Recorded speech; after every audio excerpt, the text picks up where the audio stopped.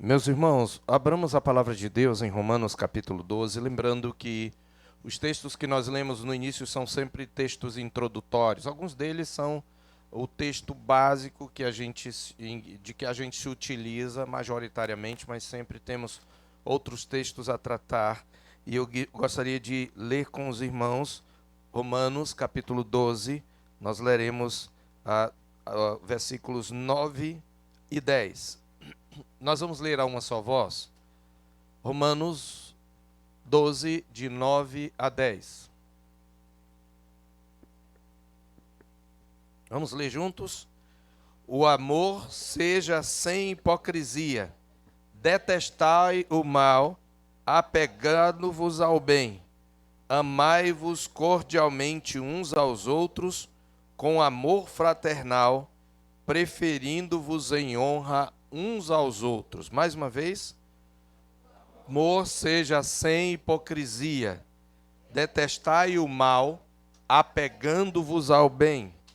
Amai-vos cordialmente uns aos outros com amor fraternal, preferindo-vos em honra uns aos outros. Meus irmãos, eu quero começar esse estudo intitulado Os Imperativos do Cuidado Mútuo. E vocês vão entender por que os imperativos do cuidado mútuo. Mas eu quero começar com alguns pressupostos que são para nós importantes. O pressuposto tem a ver com um pensamento, uma premissa, um princípio que é fundamental, que vem antes de tratar de um assunto. Todo e qualquer conhecimento que nós adquirimos, ele parte de pressupostos, de coisas que supomos de antemão. É isso que é um pressuposto. E eu queria destacar 4 pressupostos ligados ao cuidado mútuo, que são importantes, e eles não são meus, não é? Na verdade, nós temos, desses 4 pressupostos, a gente pensou aqui em 2 deles, e a maior parte desse estudo, nós estamos tirando do livro Relacionamentos, uma confusão que vale a pena, de Timothy Lane e Paul Tripp. E eu vou me utilizar de alguns pensamentos deles, com algumas adaptações e acréscimos. Então, quais são os 4 pressupostos que nós temos que ter em mente, trazer à mente, para que nós aprendamos a cuidar adequadamente uns dos outros? Antes de falar sobre isso, eu preciso dizer que você deve ter notado que nós falamos muito mais de conflito, né? Vencendo o mal com o bem, aprendendo a dar e conceder perdão. Nós começamos Mas lembre-se que o sermão da manhã de domingo, o sermão da noite, trouxeram as virtudes que nós precisamos, que são pré-requisitos para cuidarmos uns dos outros, e nós falamos dos suprimentos também à noite, com base em 1 Coríntios 12. Mas depois, as 2 palestras de ontem, as 3 palestras trataram basicamente de questões de conflito. E você pode perguntar, mas pastor, até agora o senhor não falou de cuidado mútuo. Bem, uma das áreas que a gente mais precisa vigiar para cuidar bem uns dos outros é a forma como nós lidamos com os conflitos uns dos outros, com os conflitos de uns com os outros. Então, quando eu tenho um conflito com o irmão, o meu primeiro desejo, o meu primeiro alvo deve ser edificar o irmão, e isso é cuidar do irmão.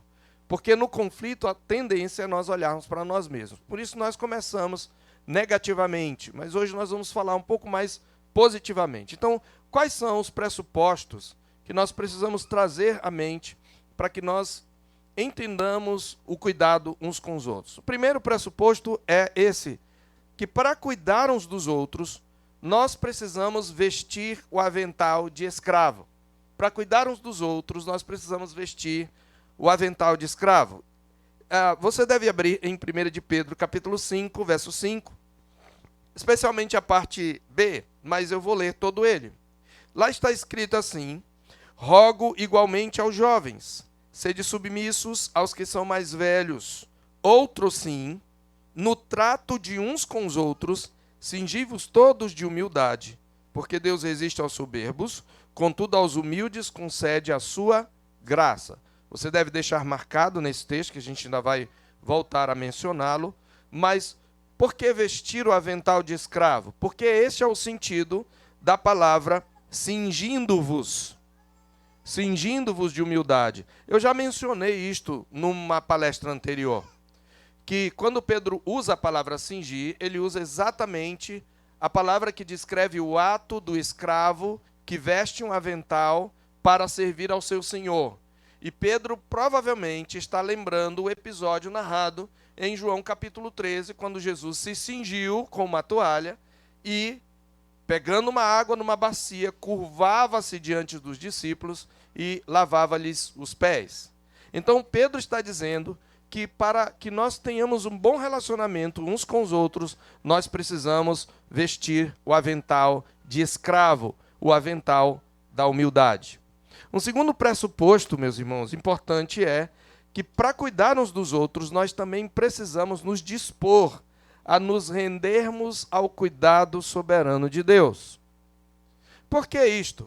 Porque, de novo, nós temos uma tendência natural a nos preocuparmos conosco mesmos, com a nossa segurança, em tomar providências para que o outro não nos frustre, e isto revela a falta de confiança no cuidado de Deus. Quando nós ficamos receosos de tratar com o irmão, seja ou por meio de exortação, repreensão, ou tratar de alguma desavença que nós tivemos, normalmente, não, mas eu não sei o que ele vai falar, eu não sei como ela vai reagir, e esse pensamento que me leva a não ir lá, ele revela exatamente o fato de que eu quero me proteger, mas mais do que isso, eu não confio que Deus vai me proteger. Por isso Pedro, voltando para o nosso texto, ele diz, na parte C do verso 5, porque Deus resiste aos soberbos, contudo aos humildes concede a sua graça. E olha o que diz o verso 6, humilhai-vos sob a poderosa mão de Deus, para que ele, em tempo oportuno, vos exalte. Está aí até o 6, mas você deve anotar até o 7. Lançando sobre ele a vossa ansiedade, porque ele tem cuidado de vós. A gente usa muito esse texto, né? Quando a gente está ansioso. E está certo. Você deve estender o princípio. Deus cuida de mim, por isso eu devo lançar sobre ele a ansiedade. Mas não perca o contexto. O contexto primário é o exatamente do trato uns com os outros. Ele está dizendo que eu devo me humilhar perante Deus numa situação, sobretudo de conflito. No trato de uns com os outros, eu tenho que vestir o avental da humildade, e nesse mesmo contexto ele usa o verbo ligado à palavra humildade. Humilhai-vos sob a poderosa mão de Deus. Eu estou me humilhando diante de Deus, quando eu assumo a posição de servo. E para fazer isso, eu preciso lançar sobre ele a minha ansiedade. Lembrar que ele cuida de mim. Então eu não preciso me preocupar em me proteger. Eu posso obedecer. Então, essa palavra com relação à ansiedade, ela vale para qualquer situação em que eu fico ansioso, mas especialmente no relacionamento de uns com os outros. Porque a gente tem muito medo. A gente não quer ser decepcionado de novo. A gente não quer ser frustrado de novo. E a gente toma providências, deixando de confiar no cuidado de Deus. Então, eu não tenho como me dispor a servir o outro, cuidar do outro, se eu não me render ao cuidado soberano de um Deus que me exalta no tempo oportuno. Terceiro pressuposto é que o cuidado mútuo não é determinado pelo merecimento daquele que é beneficiado.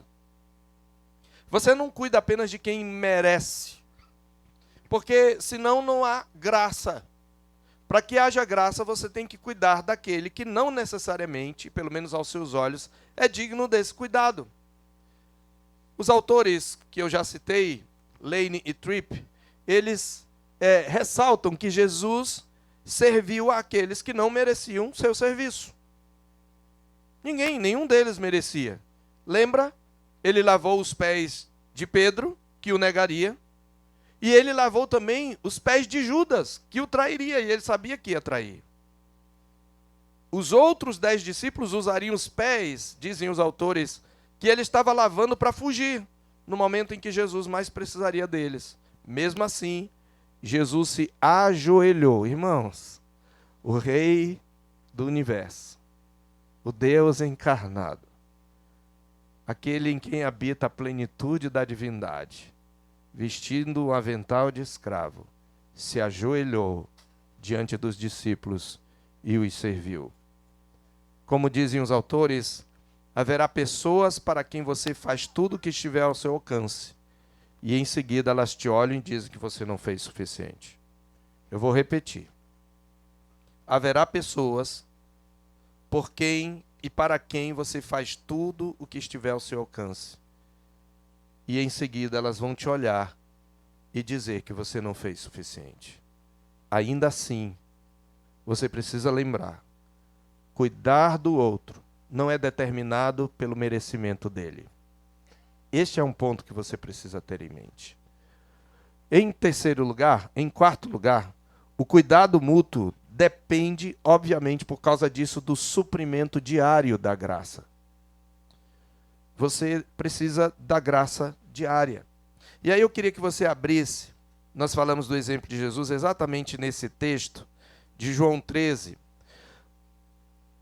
Lane e Tripp, eles tratam desse princípio exatamente comentando João capítulo 13.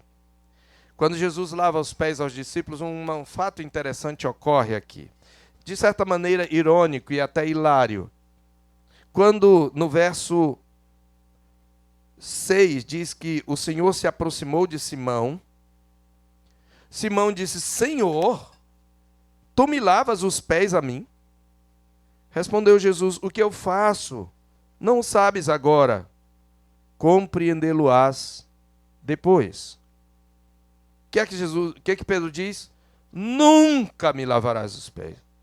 De jeito nenhum, tu és o Senhor, eu sou servo, tu és o mestre, eu sou discípulo. Nunca me lavarás os pés. E Jesus olha para Pedro e de maneira séria e firme diz: se eu não te lavar, não tens parte comigo. Essa palavra de Jesus é mais do que o lavar os pés, irmãos. Jesus está fazendo referência à sua morte, pela qual ele nos serviria de maneira cabal. Ele nos lavou com seu sangue. Ele olha para Pedro e diz: se eu não te lavar, tu não tens como ter parte comigo, porque eu sou santo e tu és pecador. E Pedro diz assim: Senhor, então não somente os pés, mas também as mãos e a cabeça. Típico de Pedro, né? E Jesus diz então: quem já se banhou, não necessita de lavar senão os pés. Quanto ao mais, está todo limpo. Ora, vós estáis limpos, mas não todos, por causa de Judas. O que Jesus quer dizer, Lane e Tripp comentam, que, na verdade, a ideia é esta. Ele está dizendo: vocês já foram lavados, mas há um tipo de lavagem que precisa ser diária. E, no caso da Palestina, havia pouca água, né? Mas, pelo menos, era suficiente para lavar os pés empoeirados, depois de um dia de trabalho. E a pessoa já tinha se banhado, mas os pés sujaram. Essa é uma ilustração que muitos entendem que Jesus está dizendo, está falando da purificação diária, da santificação, da graça diária. Jesus já nos lavou. Ele nos lavou dos nossos pecados. Porém, nós ainda não desfrutamos plenamente dos efeitos desse lavar do Senhor. E então nós precisamos da graça diária do Senhor, para que nós possamos perdoar. Por isso você tem que ter vida com Deus diária. Você tem que ter vida devocional. Você precisa estar em contínuo contato com a palavra, com a oração e com os sacramentos, para que você possa ter graça diária. É como maná. Cada dia o povo tinha que, de novo, colher.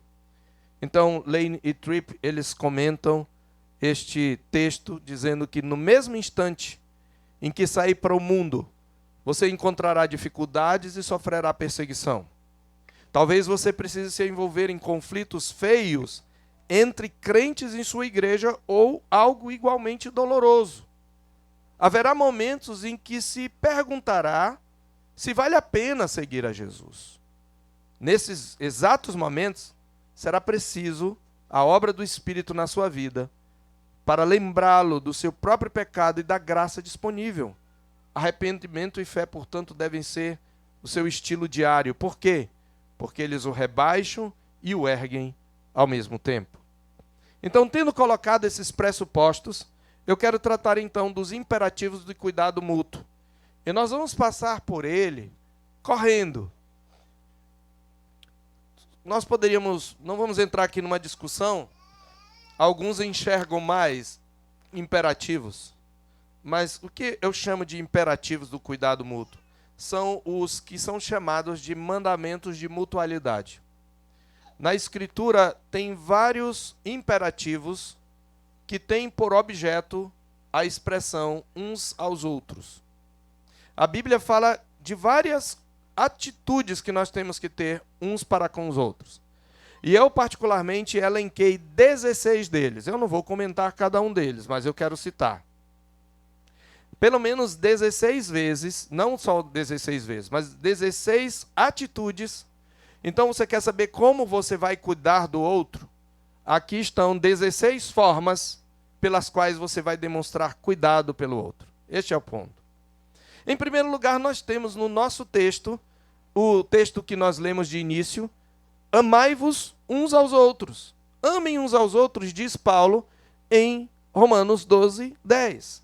Amai-vos uns aos outros, observe, o amor seja sem hipocrisia. Detestai o mal apegando-vos ao bem. Amai-vos cordialmente uns aos outros, quer dizer ardentemente, intensamente, com amor fraternal, preferindo-vos em honra uns aos outros. Tem 2 mandamentos de mutualidade aqui. Amar uns aos outros, que encabeça, né, a virtude que encabeça o fruto do Espírito, e honrar uns aos outros.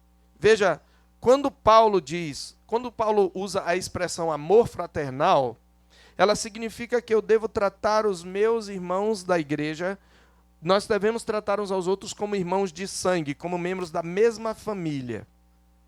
Essa é a palavra usada para o amor entre irmãos, que deu origem à palavra Filadélfia, né?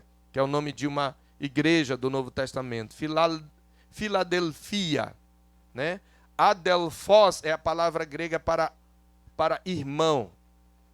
E filós é um amante, aquele que ama, ou filia é o amor. Então, Filadelfia é o amor a um irmão. A gente usa o termo fraternal porque a nossa palavra veio do latim frater, que também significa irmão. Então, Paulo está dizendo, amem uns aos outros como se vocês fossem irmãos de sangue. E veja, apesar dos conflitos, quando a situação é ameaçadora, em volta de quem nós nos reunimos? Apesar dos conflitos, em volta da família. É lá que nós encontramos proteção. Então, os autores eles fazem algumas perguntas que eu quero que você faça para si mesmo. Com quem é que você deve se reunir como se fosse de seu próprio sangue? Na verdade, meus irmãos, a ligação entre nós, o texto está dizendo que nós devemos nos tratar como irmãos de sangue, mas nós precisamos entender que a ligação entre nós ultrapassa os laços biológicos. Está aí, lações, eu acho, mas é laços, tá? Eu acho que ele corrigiu sozinho, não sei. Mas ultrapassa os laços biológicos. Estamos unidos espiritualmente por meio do nosso irmão mais velho, que é Jesus. E a pergunta que devemos fazer é como é que esse fato deve moldar os nossos relacionamentos. Segundo o mandamento de mutualidade, honrem uns aos outros. Ele diz, preferindo-vos em honra uns aos outros. Você cuida do seu irmão honrando. E, meus irmãos, honrar significa literalmente valorizar. Peraí, acho que eu passei aqui. Honrar significa valorizar e, consequentemente, tratar com seriedade. Mas quando Paulo diz preferindo-vos em honra, essa palavra preferir, ela tem um sentido de ir na frente, liderar, encabeçar. E aí você pode daí extrair pelo menos 2 acepções. Uma no sentido de que devemos ser exemplo uns para os outros no ato de honrar uns aos outros. Outra possibilidade que eu prefiro é a palavra preferência mesmo. Ou seja, dê o primeiro lugar ao outro. Sabe quando você vai passar numa porta e você para e diz, você primeiro? Ou quando você está sentado, alguém chega e está em pé e você levanta para que a pessoa sente. A ideia é, primeiro você, esta é a ideia. Nós cuidamos uns dos outros quando nós colocamos o outro em primeiro lugar. Também a palavra de Deus nos ordena nos preocupar uns com os outros. Em 1 Coríntios 12, 25, para que não haja divisão no corpo, mas, pelo contrário, cooperem os membros com igual cuidado em favor uns dos outros. Lembre que ali está, preocupem-se os membros uns com os outros. Em quarto lugar, a Escritura também nos ordena saudar uns aos outros. Em 1 Coríntios 13 diz, saudai-vos uns aos outros com ósculo de amor, inclusive. Você sabe o que é ósculo, né? Ósculo é beijo, com beijo de amor. Era comum na cultura saudar com um beijo. Então vejam bem, eu quero rapidamente parar aqui. Irmãos, como é feio quando a gente entra na igreja e tem aquele irmão com quem a gente não simpatiza, ele falou alguma coisa que nos desagradou, e aí você passa e vira o rosto para não dar bom dia. E eu preciso fazer essa pergunta para você. Tem alguém na igreja com quem você age assim? Não dá bom dia, boa tarde, boa noite, evita a pessoa, porque você não suporta a pessoa. Que coisa triste, irmãos. Que coisa vergonhosa. Mas tem. Em toda a igreja tem. Gente que entra, passa de largo, não dá bom dia. É claro que às vezes pode acontecer por distração, mas você se distrai com a mesma pessoa? Não. Não é mera distração. A Bíblia nos ordena saudar. Bom dia, meu irmão. Bom dia, minha irmã. E eu queria te sugerir um exercício, se você quiser crescer no cuidado. Dê bom dia primeiro para as pessoas com quem você não tem afinidade. Quando você entrar na igreja para o culto, não vá primeiro falar com aquelas pessoas que você está careca, como eu, de falar com elas. E depois do culto é com quem você fala o tempo todo. A primeira coisa que você deve procurar quando você entra no culto é se tem alguém, um visitante. Antes de procurar o seu lugar, vá até ele. Pergunte como é o seu nome, dê as boas-vindas, apresente-se. Depois disso, veja um irmão com quem você não tem entrosamento, vá lá e dê bom dia. Pergunte como foi a noite. Saudar é uma forma de cuidar uns dos outros. É muito triste quando você está num canto e ninguém vem falar com você. Mas a gente só sente isso quando acontece com a gente. E muitas vezes eu olho lá de cima, meus irmãos, e eu vejo irmãos entrando e tem às vezes visitantes, ou tem outros irmãos ou novatos, e eles passam direto, e se talvez estivesse na frente, topava, e vai direto com aquela pessoa com quem eles já estão enjoados de estar. A Bíblia diz que nós devemos saudar uns aos outros. Em quinto lugar, a palavra de Deus também nos ordena que nós consideremos uns aos outros. Em Hebreus 10, 24 diz, consideremos-nos também uns aos outros para nos estimularmos ao amor e às boas obras. Essa palavra considerar significa se importar uns com os outros com o objetivo de estimular e incitar uns aos outros ao amor e às boas obras. A Escritura nos diz ainda que cuidamos uns dos outros hospedando uns aos outros. Em 1 de Pedro 4,9 diz, sede mutuamente. Todos esses textos que eu estou falando têm a palavra mútuo ou uns aos outros. Tá? Todos eles. Sede mutuamente hospitaleiros. Receba o irmão na sua casa, mas não é de novo só aquele irmão que você gosta, que te faz bem. Aquele outro irmão que você não tem muita afinidade, chame-o para jantar na sua casa, almoçar, ou para sair para um lanche. Seja hospitaleiro.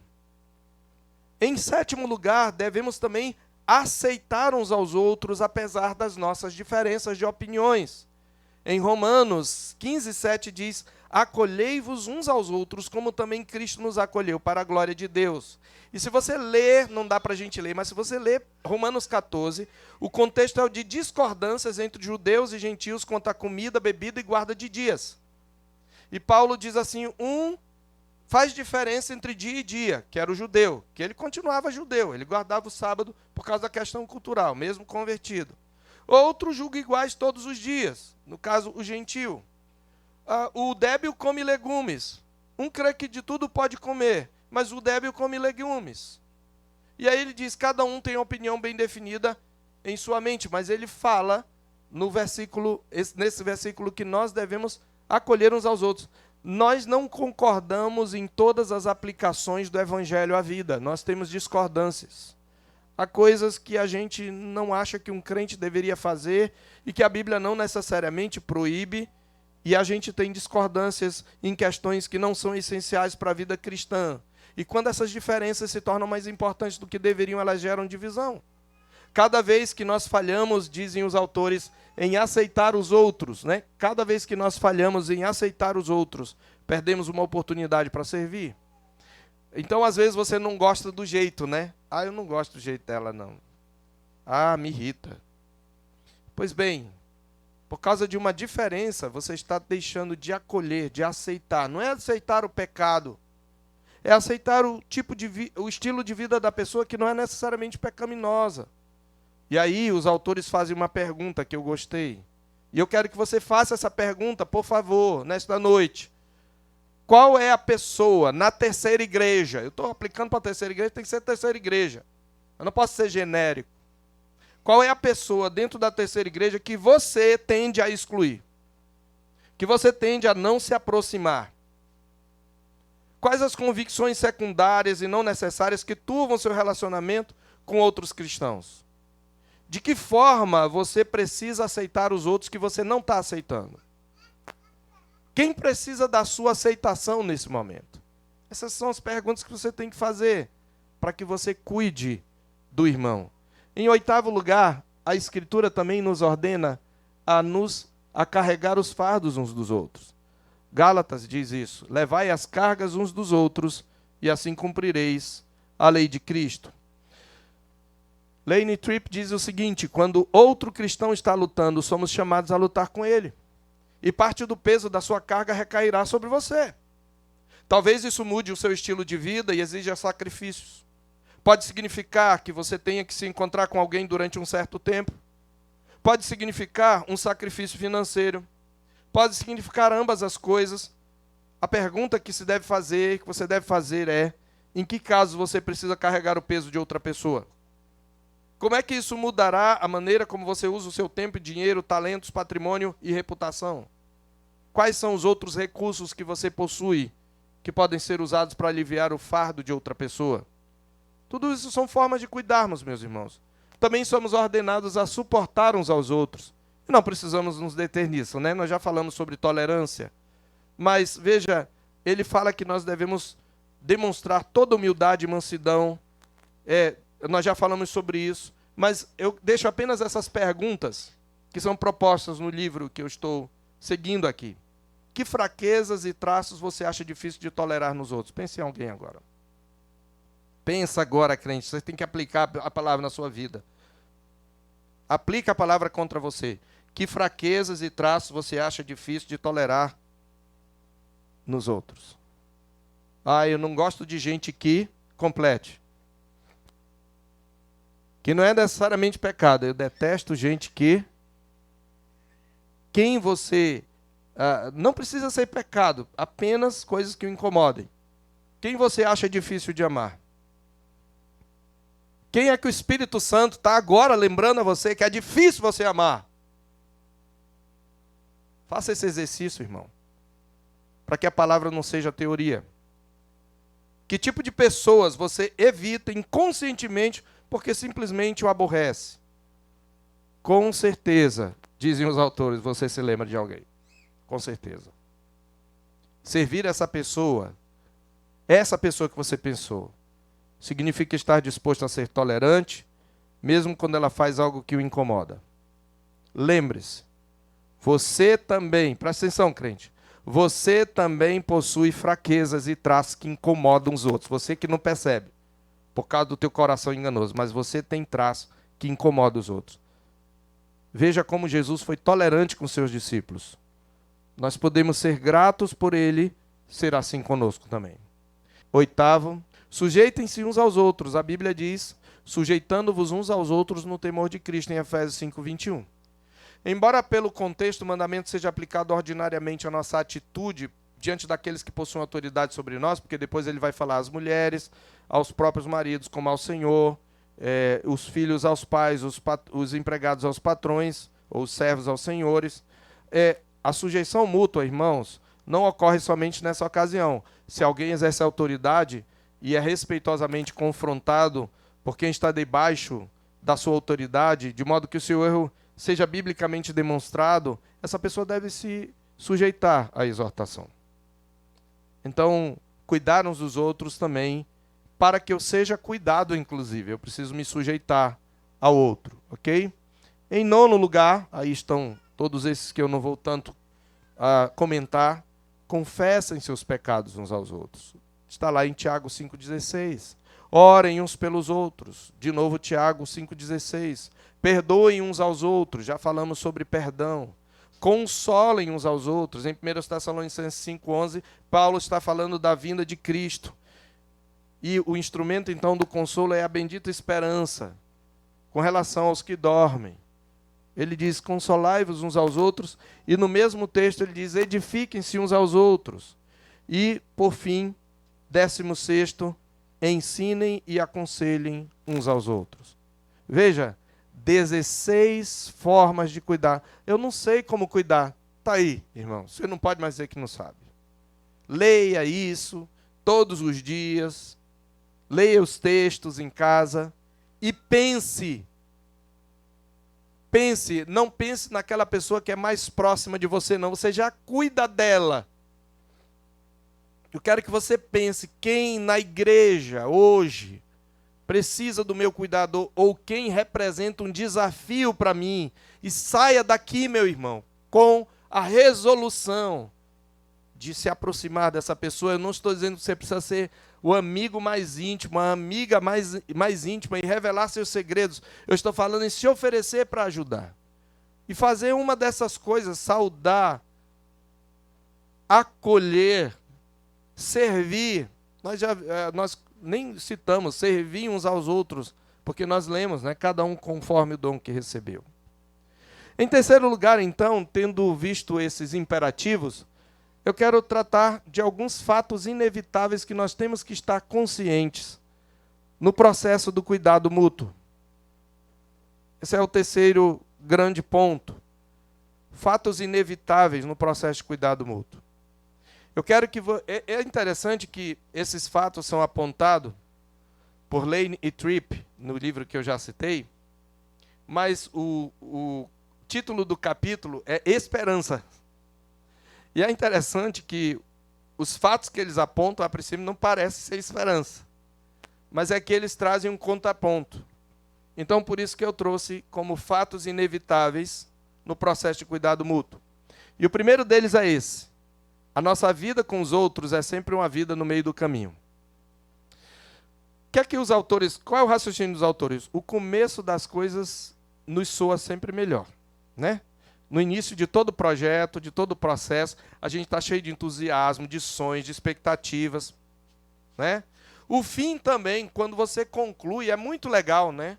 Quando você consegue concluir, aí você olha para trás e vale a pena. Lane e Tripp, eles observam que o momento do processo mais complicado é o meio de todo o processo, de todo o projeto. É aquele momento que você quer desistir. Certo? Então, quando eles dizem, nesse primeiro princípio, que a nossa vida com os outros é sempre uma vida no meio do caminho, ele está dizendo que nós estamos sempre construindo comunhão na tensão entre a graça de Deus já concedida e aquela que ainda não foi dada. E ter essa relação de cuidar uns dos outros é aprender a viver no meio do caminho da melhor maneira possível. E eles observam o seguinte, nós vivemos como pessoas danificadas, todos nós que estão sendo restauradas, vivemos entre vizinhos que se encontram na mesma situação, somos gratos por aquilo que já foi feito, mas estamos sempre cientes da nossa necessidade por aquilo que ainda não foi concedido.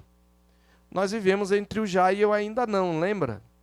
Já estamos salvos da condenação do pecado, Cristo já venceu a morte, mas ainda não desfrutamos de todas as bênçãos da salvação. O mais interessante é que isso é maravilhoso, porque nós estamos no meio de um processo cujo desfecho nós já sabemos. E aí está a esperança. Então, é por isso que é complicado, porque a gente ainda está no meio do caminho. Mas, em segundo lugar, um segundo fato é que os nossos relacionamentos, eles nunca funcionarão conforme os nossos planos. Crente, eu preciso repetir.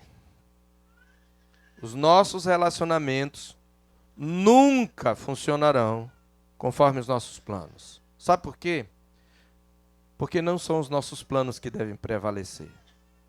Os nossos relacionamentos fazem parte do plano divino e da história mais ampla da redenção. Esse é o ponto.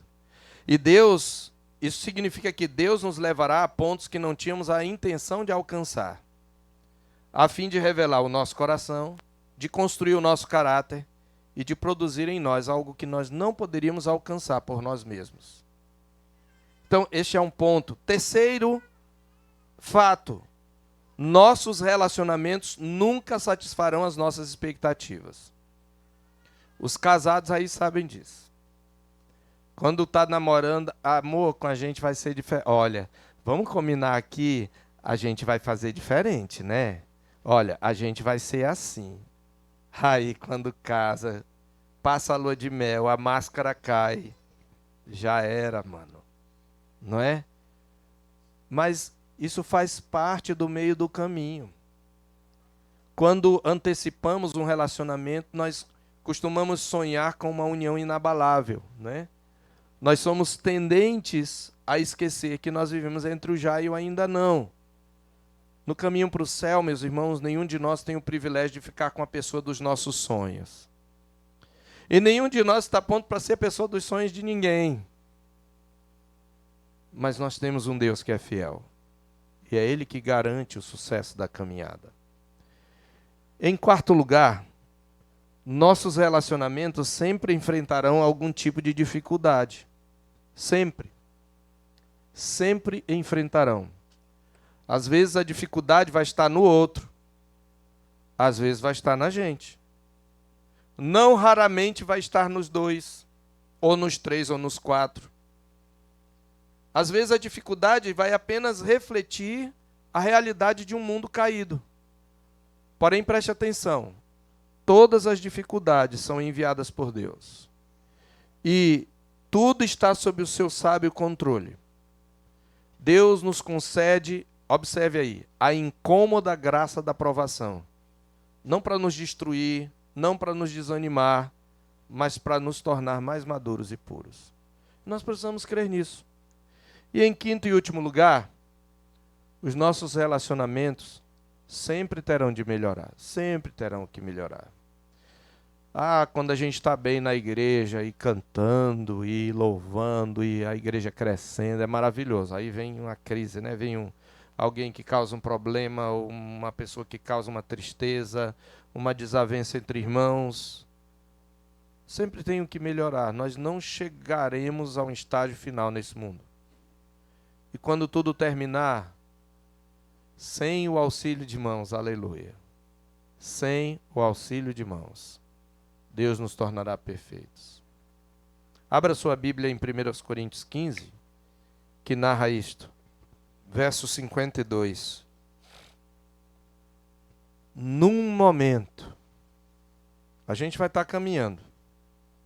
Alguns estarão no túmulo, mas outros estarão, talvez, no retiro, talvez no momento de um culto na igreja, talvez brigando. Talvez discutindo. Ou você acha que todo mundo, quando chegar naquele dia, vai estar assim? Vem, Jesus, não. Com certeza vai ter um crente com a mulher brigando, e a mulher, mas você é lindo. Nossa, como você é lindo. No momento, num piscar de olhos, nós vamos ouvir uma trombeta.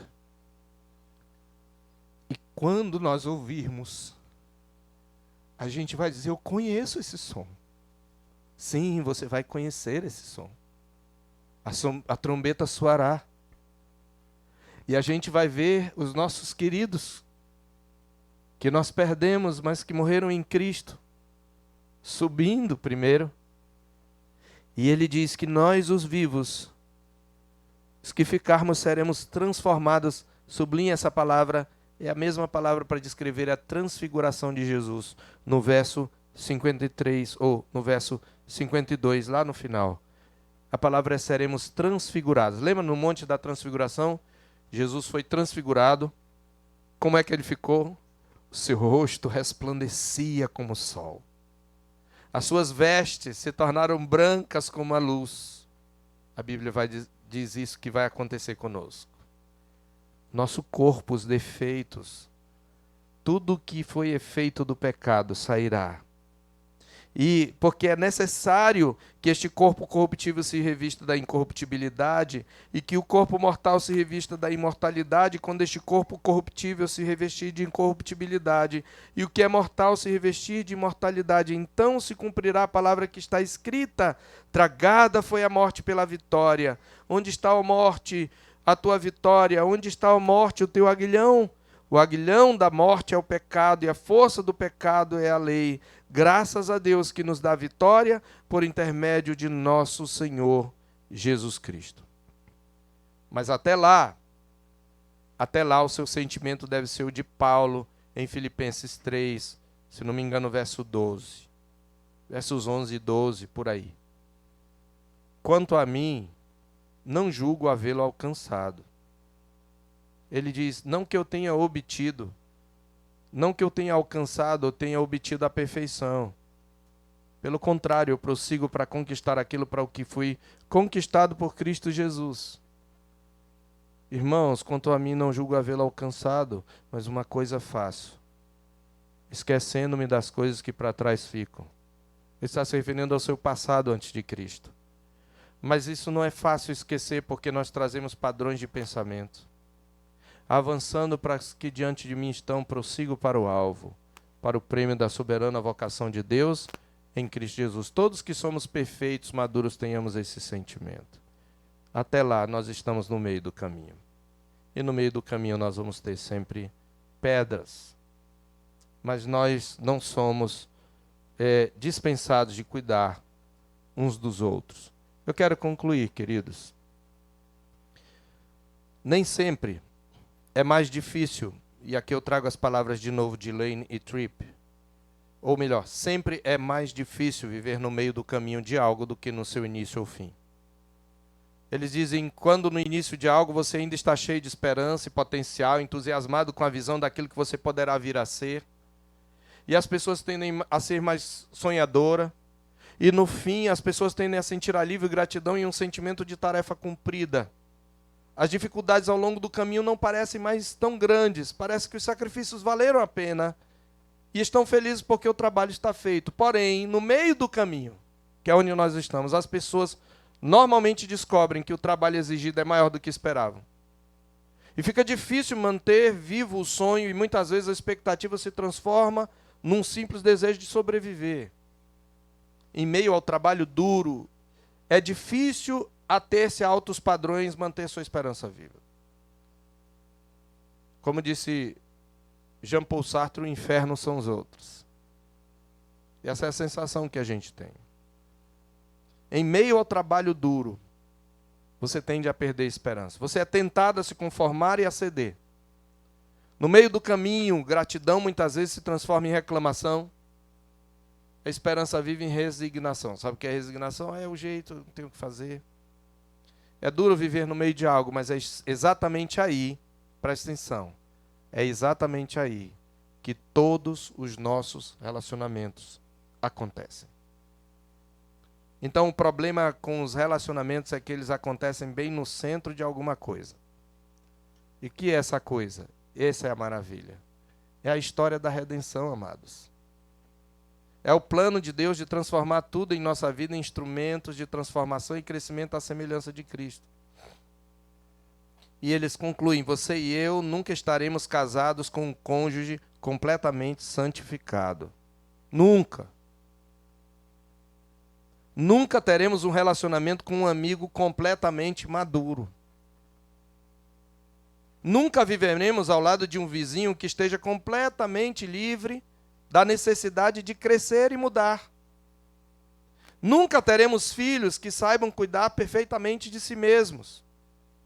Nunca nesse mundo estaremos próximos a pessoas que sempre pensem, desejem, digam ou façam a coisa certa. E é isso é porque nós vivemos nossos relacionamentos entre o já e o ainda não. O que nos manterá firmes, meus irmãos, até a conclusão da missão, é a convicção que está em Filipenses 1:6. Porque eu estou plenamente certo. Como isso faz valer a pena? Eu estou plenamente certo de que aquele que começou boa obra em vós há de completá-la até o dia de Cristo Jesus. Amém.